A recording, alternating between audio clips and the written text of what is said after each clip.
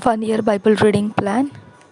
Luke 6 chapter 17 verse से 49 verse. Deuteronomy 31 chapter और 32 chapter. Luca रचित सुसमाचार 6 अध्याय 17 वचन से 49 वचन तक और व्यवस्था विवरण 31 अध्याय और 32 अध्याय.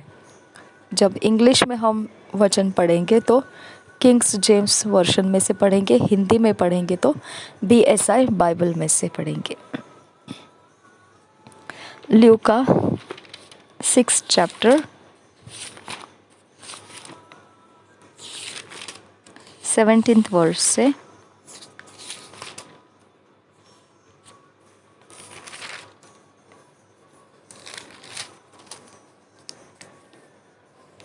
And he came down with them and stood in the plain, and the company of his disciples, and a great multitude of people out of all Judea and Jerusalem, and from the sea coast of Tyre and Sidon, which came to hear him, and to be healed of their diseases. And they that were vexed with unclean spirits, and they were healed. And the whole multitude sought to touch him, for there went virtue out of him, and healed them all. And he lifted up his eyes on his disciples and said, Blessed be ye poor, for yours is the kingdom of God. Blessed are ye that hunger now, for ye shall be filled.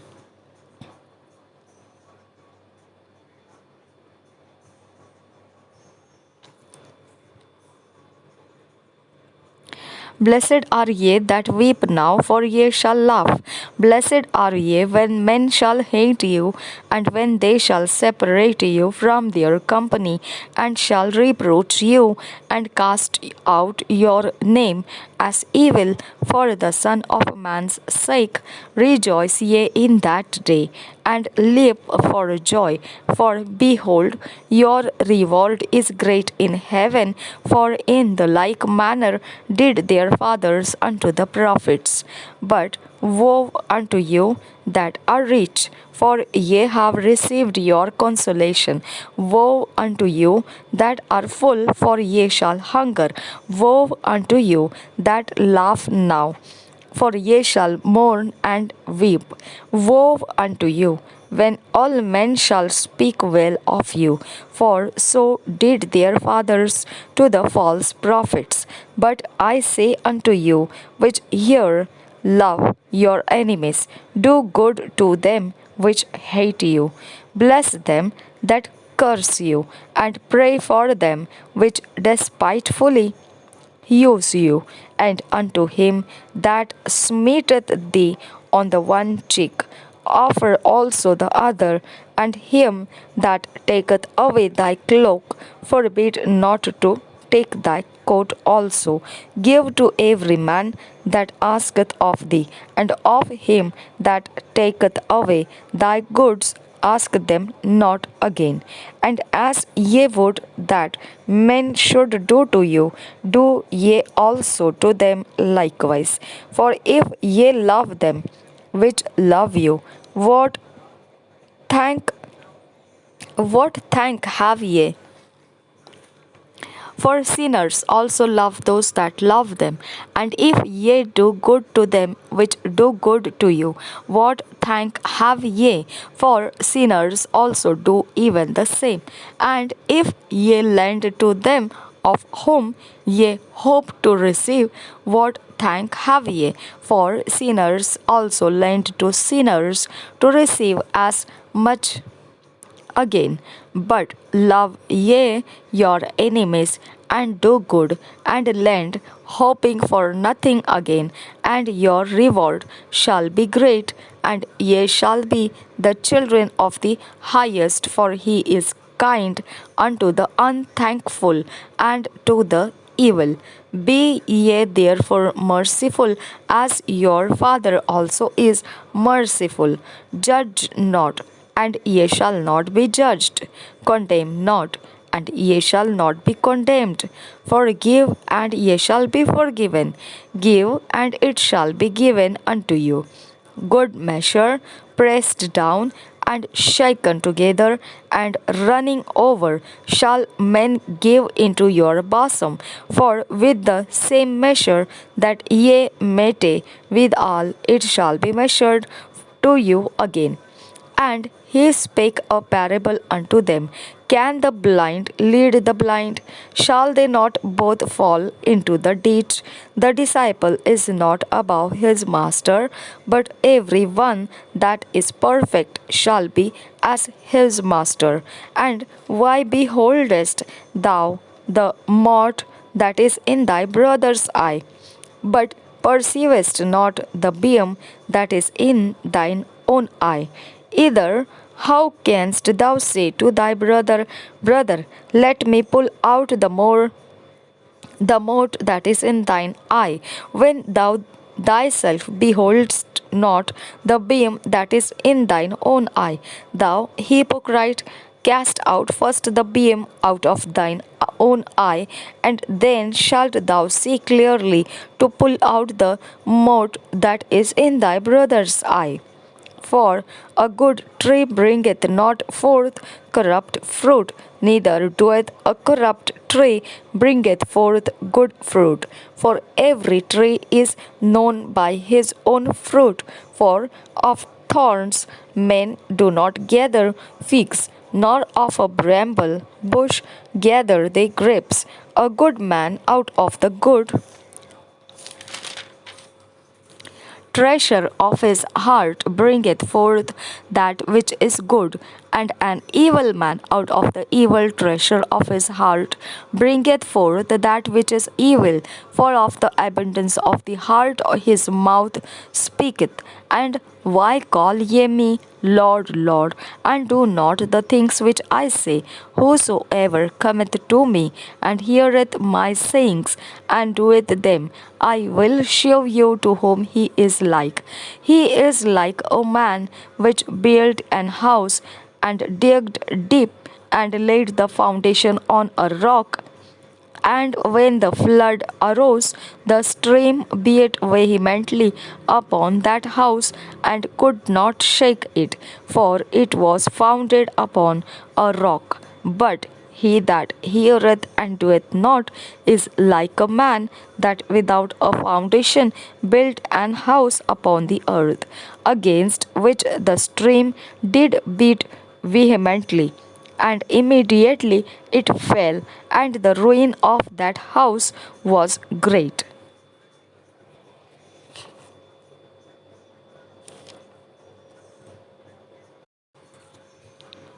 लूका रचित सुसमाचार 6 अध्याय 17 वचन से 49 वचन तक। शिक्षा देना और चंगा करना। 17 वचन से आगे, तब वह उनके साथ उतरकर चौरस जगह में खड़ा हुआ, और उसके चेलों की बड़ी भीड़ और सारे यहूदिया, यरूशलेम और सूर और सैदा के समुद्र के किनारे से बहुत लोग, जो उसके सुनने और अपनी बीमारियों से चंगा होने के लिए उसके पास आए थे, वहाँ थे। और अशुद्ध आत्माओं के सताए हुए लोग भी अच्छे किए जाते थे। सब उसे छूना चाहते थे, क्योंकि उसमें से सामर्थ्य निकलकर सबको चंगा करती थी।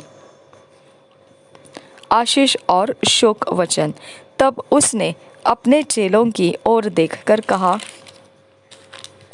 धन्य हो तुम जो दीन हो, क्योंकि परमेश्वर का राज्य तुम्हारा है।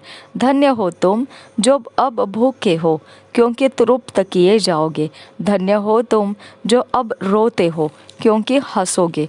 धन्य हो तुम जब मनुष्य के पुत्र के कारण लोग तुमसे बैर करेंगे और तुम्हें निकाल देंगे और तुम्हारी निंदा करेंगे और तुम्हारा नाम बुरा जानकर काट देंगे। उस दिन आनंदित होकर उछलना, क्योंकि देखो तुम्हारे लिए स्वर्ग में बड़ा प्रतिफल है। उनके बाप दादे भविष्यद्वक्ताओं के साथ भी वैसा ही किया करते थे। 24 वचन से आगे, परंतु हाय तुम पर जो धनवान हो, क्योंकि तुम अपनी शांति पा चुके। हाय तुम पर जो अब तृप्त हो, क्योंकि भूखे होंगे। हाय तुम पर जो अब हंसते हो, क्योंकि शोक करोगे और रोवोगे। हाय तुम पर जब सब मनुष्य तुम्हें भला कहे, क्योंकि उनके बाप दादे झूठे भविष्यद्वक्ताओं के साथ भी ऐसा ही किया करते थे। शत्रुओं से प्रेम। 27 वचन से आगे, परंतु मैं तुम सुनने वालों से कहता हूँ कि अपने शत्रुओं से प्रेम रखो। जो तुमसे बैर करे उनका भला करो, जो तुम्हें श्राप दे उनको आशीष दो, जो तुम्हारा अपमान करे उनके लिए प्रार्थना करो। जो तेरे एक गाल पर थप्पड़ मारे उसको और दूसरा भी फेर दे, और जो तेरी दोहर छीन ले उसको कुर्ता लेने से भी न रोक। जो कोई तुझसे मांगे उसे दे, और जो तेरी वस्तु छीन ले उससे न मांग। जैसा तुम चाहते हो कि लोग तुम्हारे साथ करें, तुम भी उनके साथ वैसा ही करो। यदि तुम अपने प्रेम रखने वालों के साथ प्रेम रखो तो तुम्हारी क्या बड़ाई, क्योंकि पापी भी अपने प्रेम रखने वालों के साथ प्रेम रखते हैं। यदि तुम अपनी भलाई करने वालों ही के साथ भलाई करते हो तो तुम्हारा क्या बड़ाई, क्योंकि पापी भी ऐसा ही करते हैं। यदि तुम उन्हें उधार दो जिनसे फिर पाने की आशा रखते हो तो तुम्हारी क्या बड़ाई, क्योंकि पापी पापियों को उधार देते हैं कि उतना ही फिर पाए। वरन अपने शत्रुओं से प्रेम रखो और भलाई करो, और फिर पाने की आशा न रखकर उधार दो, और तुम्हारे लिए बड़ा फल होगा और तुम परम प्रधान के संतान ठहरोगे, क्योंकि वह उन पर जो धन्यवाद नहीं करते और बुरों पर भी कृपालु है। जैसा तुम्हारा पिता दयावंत है वैसे ही तुम भी दयावंत बनो। दोष न लगाओ। 37 वचन से आगे, दोष मत लगाओ तो तुम पर भी दोष नहीं लगाया जाएगा। दोषी न ठहराओ तो तुम भी दोषी नहीं ठहराए जाओगे। क्षमा करो तो तुम्हें भी क्षमा किया जाएगा। दिया करो तो तुम्हें भी दिया जाएगा। लोग पूरा नाप दबा दबा कर और हिला हिला कर और उभरता हुआ तुम्हारी गोद में डालेंगे, क्योंकि जिस नाप से तुम नापते हो उसी से तुम्हारे लिए भी नापा जाएगा। फिर उसने उनसे एक दृष्टांत कहा, क्या अंधा अंधे को मार्ग बता सकता है? क्या दोनों गड्ढे में नहीं गिरेंगे? चेला अपने गुरु से बड़ा नहीं, परंतु जो कोई सिद्ध होगा वह अपने गुरु के समान होगा। तू अपने भाई की आंख के तिनके को क्यों देखता है और अपनी ही आंख का लट्ठा तुझे नहीं सूझता? जब तू अपनी ही आंख का लट्ठा नहीं देखता तो अपने भाई से कैसे कह सकता है, हे भाई ठहर जा, तेरी आंख से तिनके को निकाल दूं? हे कपटी, पहले अपनी आंख से लट्ठा निकाल, तब जो तिनका तेरे भाई की आंख में है उसे भली भांति देखकर निकाल सकेगा। जैसा पेड़ वैसा फल। कोई अच्छा पेड़ नहीं जो निकम्मा फल लाए, और न तो कोई निकम्मा पेड़ है जो अच्छा फल लाए। हर एक पेड़ अपने फल से पहचाना जाता है, क्योंकि लोग झाड़ियों से अंजीर नहीं तोड़ते और न झड़बेरी से अंगूर। भला मनुष्य अपने मन के भले भंडार से भली बातें निकालता है, और बुरा मनुष्य अपने मन के बुरे भंडार से बुरी बातें निकालता है, क्योंकि जो मन में भरा है वही उसके मुंह पर आता है। घर बनाने वाले दो मनुष्य। 46 वचन से आगे, जब तुम मेरा कहना नहीं मानते तो क्यों मुझे हे प्रभु कहते हो? जो कोई मेरे पास आता है और मेरी बातें सुनकर उन्हें मानता है, मैं तुम्हें बताता हूँ कि वह किसके समान है। वह उस मनुष्य के समान है जिसने घर बनाते समय भूमि गहरी खोदकर चट्टान पर नींव डाली, और जब बाढ़ आई तो धारा उस घर पर लगी, परंतु उसे हिला न सकी, क्योंकि वह पक्का बना था।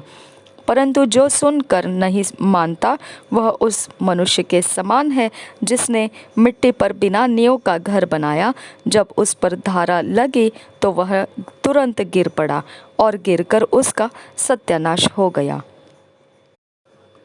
व्यवस्था विवरण ड्यूट्रोनॉमी 31 चैप्टर 32 चैप्टर हम किंग्स जेम्स वर्शन में से पढ़ेंगे. Moses encouraged the people and Joshua. He delivers the law to the priests to read to the people. God giveth Moses a song to testify against the people. Joshua receiveth a charge. First verse. And Moses went and spake these words unto all Israel. And he said unto them, I am 120 years old this day. I can no more go out and come in. Also the Lord hath said unto me, Thou shalt not go over this Jordan. The Lord thy God, he will go over before thee, and he will destroy these nations from before thee, and thou shalt possess them.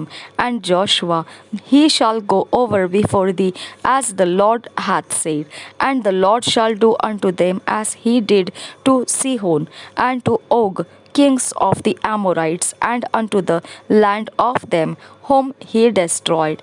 And the Lord shall give them up before your face, that ye may do unto them according unto all the commandments which I have commanded you. Be strong and of a good courage. Fear not, nor be afraid of them. For the Lord thy God, he it is that doeth go with thee. He will not fail thee, nor forsake thee. And Moses called unto Joshua, and said unto him in the sight of all Israel, Be strong and of a good courage, for thou must go with this people unto the land which the Lord hath sworn unto their fathers to give them, and thou shalt cause them to inherit it. And the Lord he it is that doeth go before thee. He will be with thee. He will not fail thee, neither forsake thee. Fear not, neither be dismayed.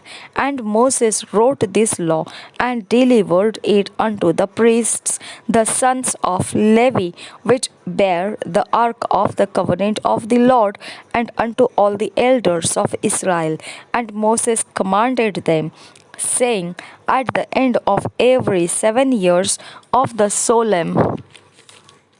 solemnity of the year of release in the feast of tabernacles, when all Israel is come to appear before the Lord thy God in the place which he shall choose, thou shalt read this law before all Israel in their hearing.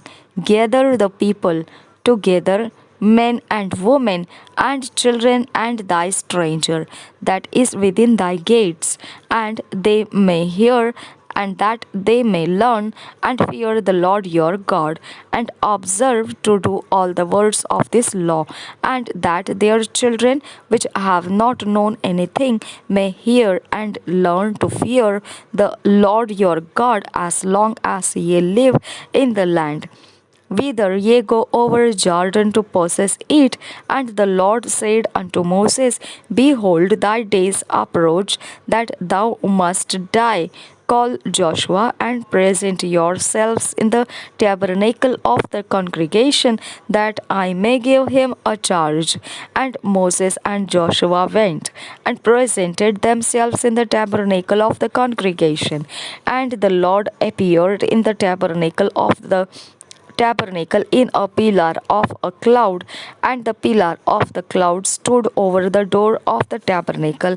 And the Lord said unto Moses, Behold, thou shalt sleep with thy fathers, and this people will rise up and go a warring after the gods of the strangers of the land, whither they go to be among them, and will forsake me, and break my covenant which I have made with them. Then my anger shall be kindled against them in that day, and I will forsake them, and I will hide my face from them, and they shall be devoured, and many evils and troubles shall befall them, so that they will say in that day, Are not these evils come upon us, because our God is not among us? And I will surely hide my face in that day for all the evils which they shall have wrought in that they are turned unto other gods. Now therefore write ye this song for you, and teach it the children of Israel. Put it in their mouths, that this song may be a witness for me against the children of Israel. For when I shall have brought them into the land which I swear unto their fathers, that floweth with milk and honey, and they shall have eaten and filled themselves and waxen fat, then will they turn unto the other gods and serve them and provoke me and break my covenant. And it shall come to pass when many evils and troubles are befallen them, that this song shall testify against them as a witness, for it shall not be forgotten out of the mouths of their seed.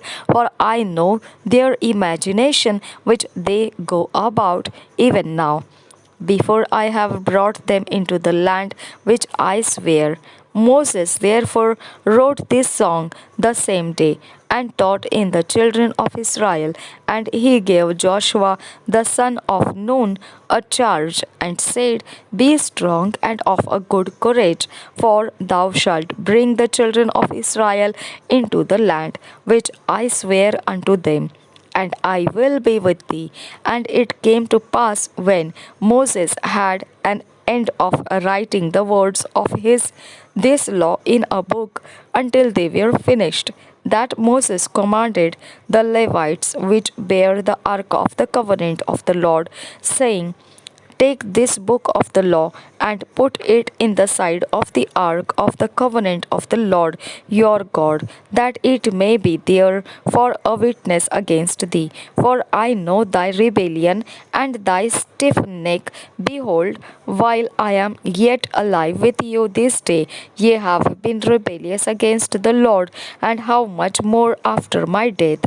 Gather unto me all the elders of your tribes and your officers, that I may speak these words in their ears, and call heaven and earth to record this against them.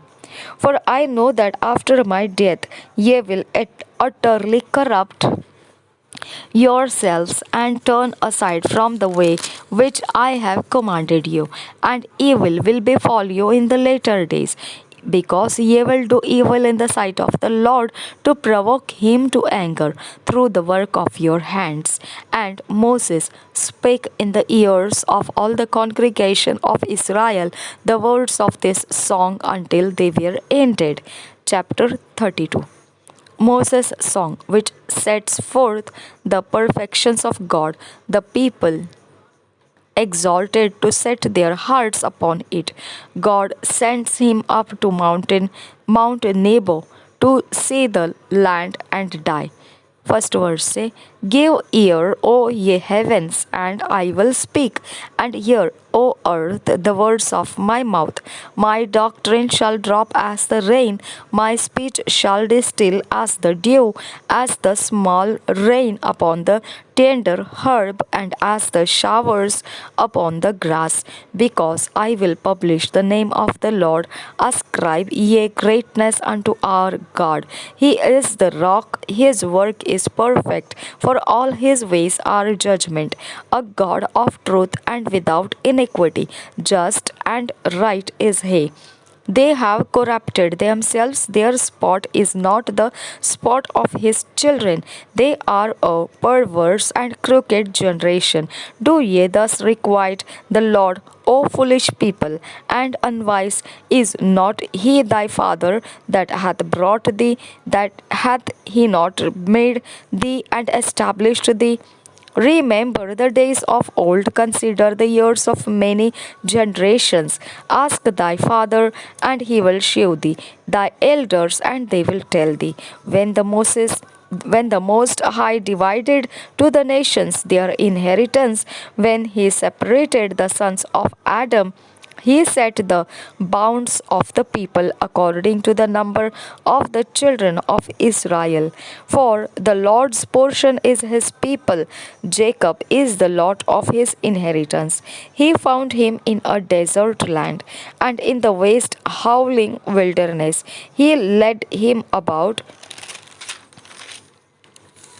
He instructed him, he kept him as the angel of his as the apple of his eye, as an eagle stirreth up her nest, fluttereth over her young, spreadeth abroad her wings, taketh them, beareth them on her wings. So the Lord alone did lead him, and there was no strange God with him. He made him ride on the high places of the earth, that he might eat the increase of the fields, and he made him to suck honey out of the rock, and oil out of the flinty rock, butter of kine, and milk of sheep, with fat of lambs and rams of the breed of Bashan, and goats with the fat of kidneys of wheat, and with and thou didst drink the pure blood of the grape. But Jeshurun waxed fat and kicked, thou art waxen fat. Thou art grown thick, thou art covered with fatness. Then he forsook God which made him, and lightly esteemed the rock of his salvation. They provoked him to jealousy with strange gods. With abominations provoked they him to anger. They sacrificed unto devils, not to God, to gods whom they knew not, and to new gods that came newly up, whom your fathers feared not. Of the rock that begat thee, thou art unmindful, and hast forgotten God that formed thee. And when the Lord saw it, he abhorred them because of the provoking of his sons and of his daughters. And he said, I will hide my face from them. I will see what their end shall be, for they are a very froward generation, children in whom is no faith. They have moved me to jealousy with that which is not God. They have provoked me to anger with their vanities, and I will move them to jealousy with those which are not a people. I will provoke them to anger with a foolish nation, for a fire is kindled in mine anger, and shall burn unto the lowest hell, and shall consume the earth with her increase, and set on fire the foundations of the mountains. I will leap mischiefs upon them. I will heap mischiefs upon them. I will spend mine arrows upon them. They shall be burnt with hunger, and devoured with burning heat, and with bitter destruction. I will also send the teeth of beasts upon them, with the poison of serpents of the dust. The sword without and terror within shall destroy both the young man and the virgin, the suckling also with the man of grey hairs. I said I would scatter them into corners. I would make the remembrance of them to cease from among men. Were it not that I feared the wrath of the enemy, lest their adversaries should behave themselves strangely, and lest they should say, our hand is high, and the Lord hath not done all this. For they are a nation void of counsel, neither is there any understanding in them. Oh, that they were wise, that they understood this, that they would consider their later end. How should one chase 1,000 and to put 10,000 to flight, except their rock had sold them, and the Lord had shut them up? For their rock is not as our rock, even our enemies themselves being judges. For their wine is of the wine of Sodom, and of the fields of Gomorrah. Their grapes are grapes of gall. Their clusters are bitter. Their wine is the poison of dragons, and the cruel venom of asps. Is not this laid up in store with me, and sealed up among my treasures? To me belongeth vengeance and recompense. Their foot shall slide in due time, for the day of their calamity is at hand, and the things that shall come upon them make haste. For the Lord shall judge his people and repent himself for his servants when he seeth that their power is gone and there is none shut up or left, and he shall say, where are their gods, their rock in within they trust, in whom they trusted, which did eat the fat of their sacrifices, and drank the wine of their drink offerings. Let them rise up and help you, and be your protection. See now that even I am He, and there is no God with me. I kill and I make alive. I wound and I heal. Neither is there any that can deliver out of my hand. For I lift up my hand to heaven and say, I live forever. If I wait my glittering sword, and mine hand take hold on judgment, I will render vengeance to mine enemies, and will reward them that hate me. I will make mine arrows drunk with blood, and my sword shall devour flesh, and that with the blood of the slain and of the captives. From the beginning of revenges upon the enemy, rejoice, O ye nations, with his people, for he will avenge thee blood of his servants, and will render vengeance to his adversaries, and will be merciful unto his land and to his people. And Moses came and spake all the words of this song in the ears of the people, he and Hoshea the son of Nun. And Moses made an end of speaking all these words to all Israel. And he said unto them, set your hearts unto all the words which I testify among you this day, which ye shall command your children to observe to do all the words of this law. For it is not a vain thing for you, because it is your life, and through this thing ye shall prolong your days in the land whither ye go over Jordan to possess it.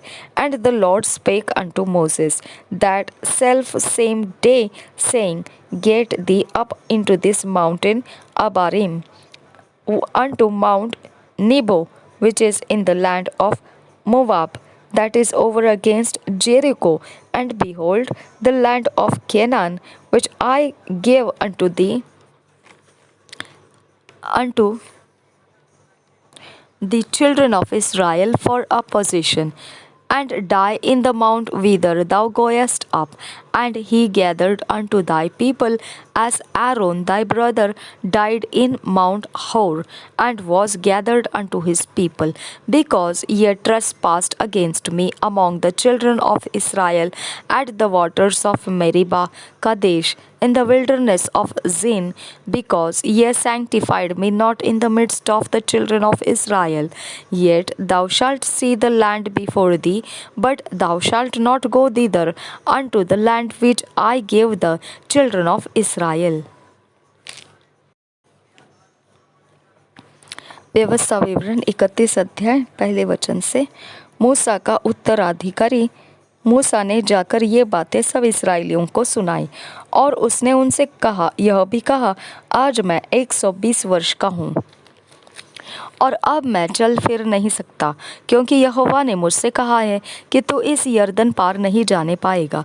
तेरे आगे पार जाने वाला तेरा परमेश्वर यहोवा ही है। वह उन जातियों को तेरे सामने से नष्ट करेगा, और तो उनके देश का अधिकारी होगा। और यहोवा के वचन के अनुसार यहोशू तेरे आगे आगे पार जाएगा। और जिस प्रकार यहोवा ने एमोरियों के राजा सीहोन और ओग और उनके देश को नष्ट किया है, उसी प्रकार वह उन सब जातियों से भी करेगा।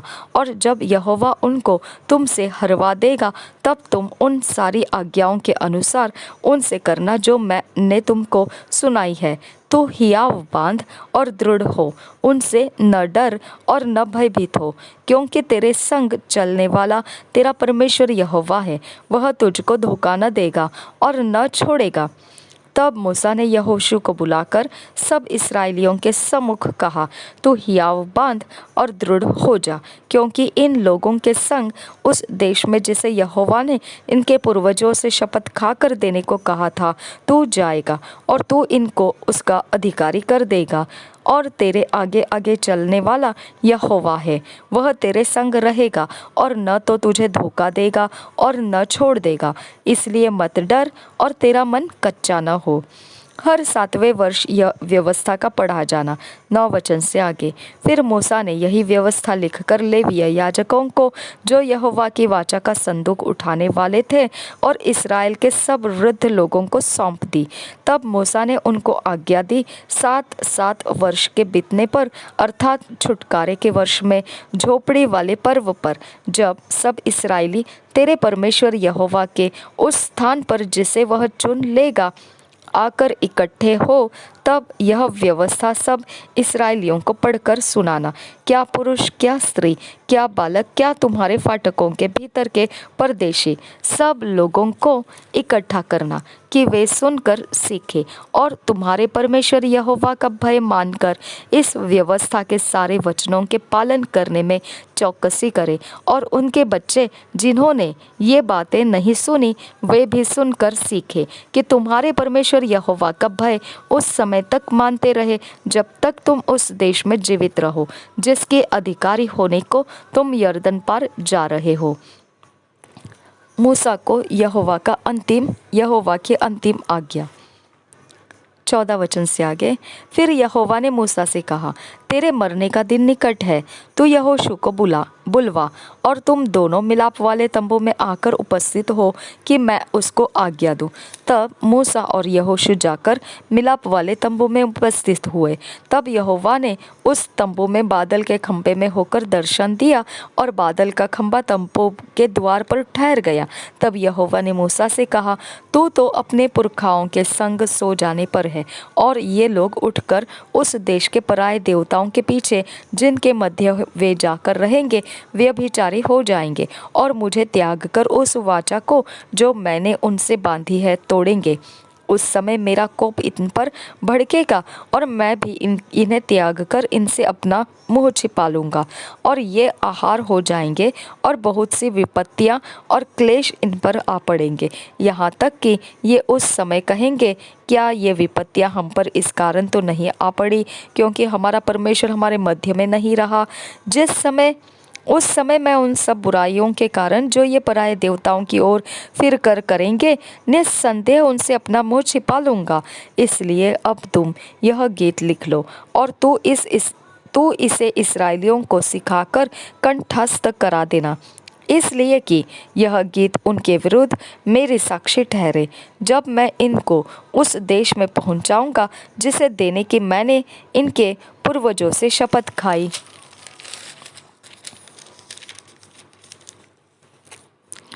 थी, और जिसमें दूध और मधु की धाराएं बहती है, और खाते खाते इनका पेट भर जाए और ये हष्ट पुष्ट हो जाएंगे। तब ये पराये देवताओं की ओर फिरकर उनकी उपासना करने लगेंगे और मेरा तिरस्कार करके मेरी वाचा को तोड़ देंगे। वरन अभी भी जब मैं इन्हें इस देश में जिसके विषय मैंने शपथ खाई है पहुंचा नहीं चुका, मुझे मालूम है कि ये क्या क्या कल्पना कर रहे हैं। इसलिए जब बहुत सी विपत्तियां और क्लेश इन पर आ पड़ेंगे, तब यह गीत इन पर साक्षी देगा, क्योंकि इनकी संतान इसको कभी भी नहीं भूलेगी। तब मूसा ने उसी दिन यह गीत लिखकर इसराइलियों को सिखाया, और उसने नून के पुत्र यहोशू को यह आज्ञा दी, याव बांध और दृढ़ हो, क्योंकि इसराइलियों को उस देश में जिसे उन्हें देने को मैंने उनसे शपथ खाई है तू पहुँच जाएगा, और मैं आप तेरे संग रहूँगा। जब मूसा इस व्यवस्था के वचन को आदि से अंत तक पुस्तक में लिख चुका, तब उसने यहोवा का संदूक उठाने वाले वे लेवियों को आज्ञा दी, व्यवस्था की इस पुस्तक की को लेकर अपने परमेश्वर यहोवा की वाचा के संदूक के पास रख दे, कि यह वहाँ तुझ पर साक्षी देती रहे, क्योंकि तेरा बलवा और हठ मुझे मालूम है। देखो, मेरे जीवित और संग रहते हुए भी तुम यहोवा से बलवा करते आए हो, फिर मेरे मरने के बाद भी क्यों न करोगे।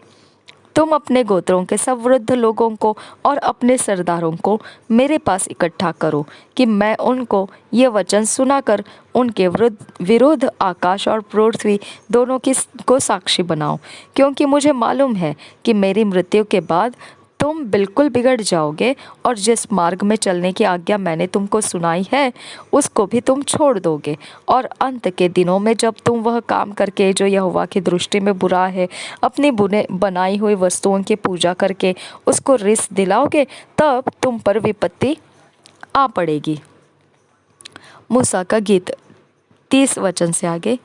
तब मूसा ने इस्राएल के सारी सभा को उस गीत के वचन आदि से अंत तक कह सुनाए। 32 अध्याय पहले वचन से, हे आकाश कान लगा कि मैं बोलूं, और हे पृथ्वी मेरे मुँह की बातें सुन। मेरा उपदेश मेह के समान बरसेगा, और मेरी बातें ओस के समान टपकेगी, जैसे कि हरी घास पर झिंसी और पौधों पर झाड़ियाँ। मैं तो यहोवा नाम का प्रचार करूँगा। तुम अपने परमेश्वर की महिमा को मानो। वह चट्टान है, उसका काम खरा है, और उसकी सारी गति न्याय की है। वह सच्चा ईश्वर है, उसमें कुटिलता नहीं। वह धर्मी और सीधा है, परंतु इसी जाति के लोग टेढ़े और तिरछे हैं। वे बिगड़ गए, ये उसके पुत्र नहीं, यह उनका कलंक है। हे मूढ़ और निर्बुद्धि लोगों, क्या तुम यहोवा को यह बदला देते हो? क्या वह तेरा पिता नहीं है जिसने तुझको मोल लिया है? उसने तुझको बनाया और स्थिर भी किया है। प्राचीन काल के दिनों को स्मरण करो, पीढ़ी पीढ़ी के वर्षों को विचारो। अपने बाप से पूछो और वह तुमको बताएगा। अपने वृद्ध लोगों से प्रश्न करो और वे तुझसे कह देंगे। जब परम प्रधान ने एक एक जाति को निज निज भाग बांट दिया और आदमियों को अलग अलग बसाया, तब उसने देश देश के लोगों की सीमाएं इस्राएलियों की गिनती के अनुसार ठहराई, क्योंकि यहोवा का अंश उसकी प्रजा है, याकूब उसका नपा हुआ निज भाग है। उसने उसको जंगल में और सुनसान और गरजने वालों से भरी हुई मरुभूमि में पाया। उसने उसके चारों ओर रहकर उसकी रक्षा की और अपनी आँख की पुतली के समान उसकी सुधि रखी। जैसे उकाब अपने घोंसले को हिला हिलाकर अपने बच्चों के ऊपर ऊपर मंडलाता है, वैसे ही उसने अपने पंख फैलाकर उसको अपने परों पर उठा लिया।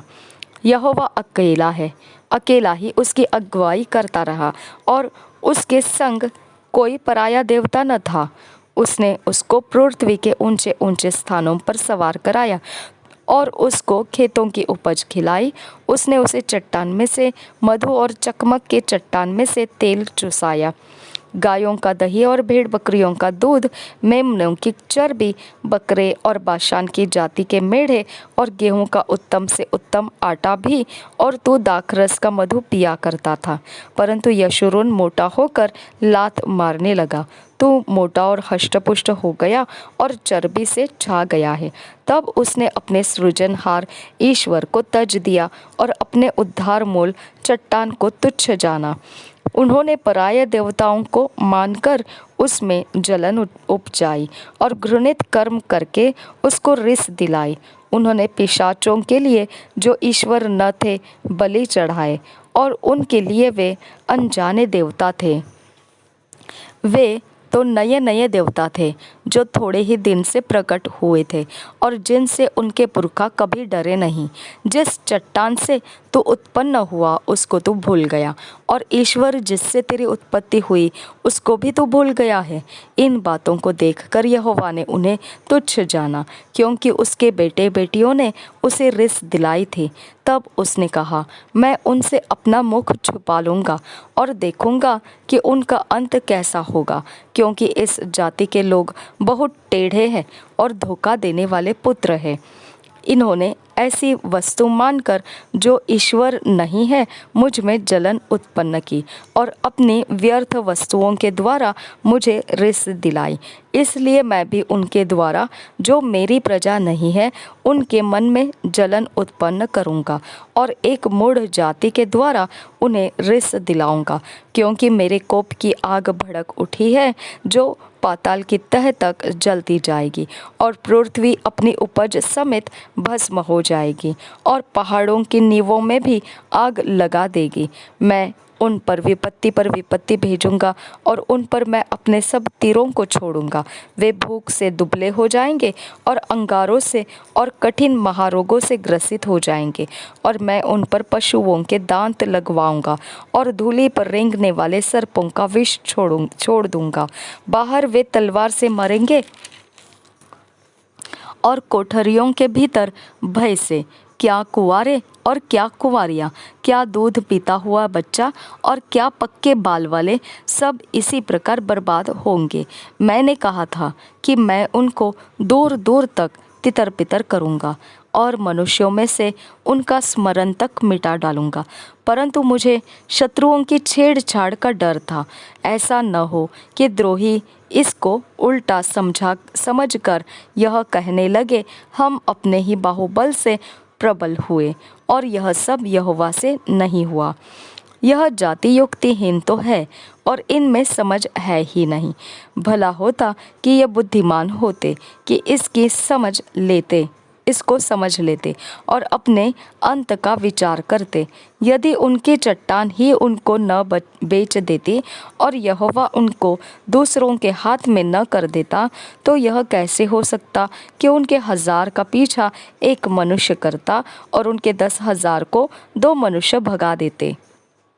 क्योंकि जैसी हमारी चट्टान है वैसी उनकी चट्टान नहीं है, चाहे हमारे शत्रु ही क्यों ना न्यायी हो, क्योंकि उनकी दाखलता सदोम की दाखलता से निकली और अमोरा की दाख की बारियों में की है। उनकी दाख विष भरी और उनके गुच्छे कड़वे हैं। उनका दाख मधु सांपों का सा विष और काले नागों का सा हलाहल है। क्या यह बात मेरे मन में संचित और मेरे भंडारों में मुहर बंद नहीं है? पलटा लेना और बदला देना मेरा ही काम है। यह उनके पांव फिसलने के समय प्रकट होगा, क्योंकि उनकी विपत्ति का दिन निकट है, और जो दुख उन पर पड़ने वाले हैं वे शीघ्र आ रहे हैं। क्योंकि जब यहोवा देखेगा कि मेरी प्रजा की शक्ति जाती रही और क्या बंद हुआ और क्या स्वाधीन, उनमें कोई बचा नहीं रहा, तब यहोवा अपने लोगों का न्याय करेगा और अपने दासों के विषय तरस खाएगा। तब वह कहेगा, उनके देवता कहाँ है, अर्थात वह चट्टान कहाँ जिस पर उनका भरोसा था, जो उनके बलिदानों की चर्बी खाते और उनके तपावनों का दाख मधु पीते थे। वे ही उठकर तुम्हारी सहायता करे और तुम्हारे आड़ हो। इसलिए अब तुम देख लो कि मैं ही हूँ, वह हूँ, और मेरे संग कोई देवता नहीं। मैं ही मार डालता और मैं जिलाता भी हूँ, मैं ही घायल करता और मैं ही चंगा भी करता हूँ, और मेरे हाथ से कोई नहीं छुड़ा सकता। क्योंकि मैं अपना हाथ स्वर्ग की ओर उठाकर कहता हूँ, क्योंकि मैं अनंत काल के लिए जीवित हूँ। इसलिए यदि मैं बिजली के तलवार पर सान धरकर झलकाऊँ और न्याय अपने हाथ में ले लूँ, तो अपने द्रोहियों से बदला लूँगा और अपने बैरियों को बदला दूँगा। मैं अपने तीरों को लहू से मतवाला करूँगा और मेरी तलवार मांस खाएगी, वह लहू मारे हुओं और बंदियों का, और वह मांस शत्रुओं के लंबे बाल वाले प्रधानों का होगा। हे जाति जाति के लोगों, उसकी प्रजा के साथ आनंद मनाओ, क्योंकि वह अपने दासों के लहू का पलटा लेगा और अपने द्रोहियों का बदला देगा और अपने देश और अपनी प्रजा के पाप के लिए प्रायश्चित देगा। इस गीत के सब वचन मूसा ने नून के पुत्र होशे समेत आकर लोगों को सुनाए। मूसा के अंतिम निर्देश 45 वचन से आगे।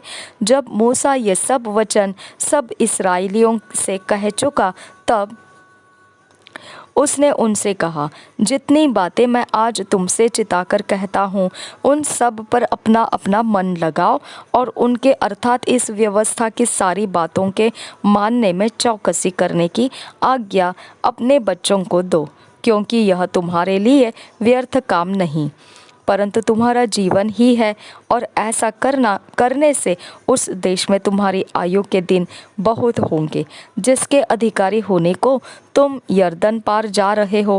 फिर उसी दिन यहोवा ने मूसा से कहा, उस अबारीम पहाड़ के नबी नामक चोटी पर, जो मोवाब देश में यरीहो के सामने है, चढ़कर कनान देश, जिसे मैं इस्राएलियों की निज भूमि कर देता हूँ, उसको देख ले। तब जैसा तेरा भाई हारून होर पहाड़ पर मरकर अपने लोगों में मिल गया, वैसा ही तू इस पहाड़ पर चढ़कर मर जाएगा और अपने लोगों में मिल जाएगा। इसका कारण यह है कि सीन जंगल में कादेश के मरीबा नामक सोते पर तुम दोनों ने मेरा अपराध किया, क्योंकि तुमने इस्राएलियों के मध्य में मुझे पवित्र न ठहराया। इसलिए वह देश जो मैं इस्राएलियों को देता हूँ, तू अपने सामने देख लेगा, परंतु वहां जाने न पाएगा।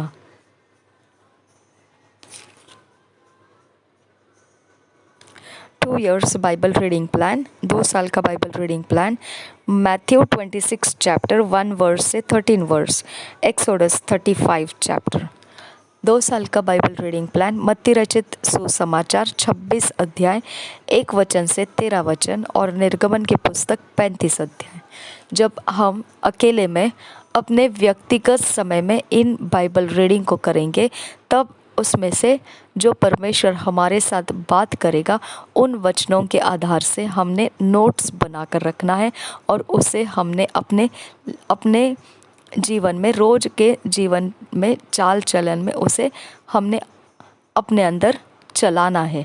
और ऐसा करने से 2 साल के बाइबल रीडिंग के अंत में हम परमेश्वर के वचन से ढला हुआ व्यक्ति होकर प्राप्त होंगे, जिसे परमेश्वर और अच्छे से इस्तेमाल कर पाएगा। और ये करने के लिए अनुग्रह हमको मिल चुका है और हम इसका लाभ निश्चित उठा सकते हैं। प्रभु यीशु हम सबके साथ बना रहे। आमीन, आमीन, आमीन।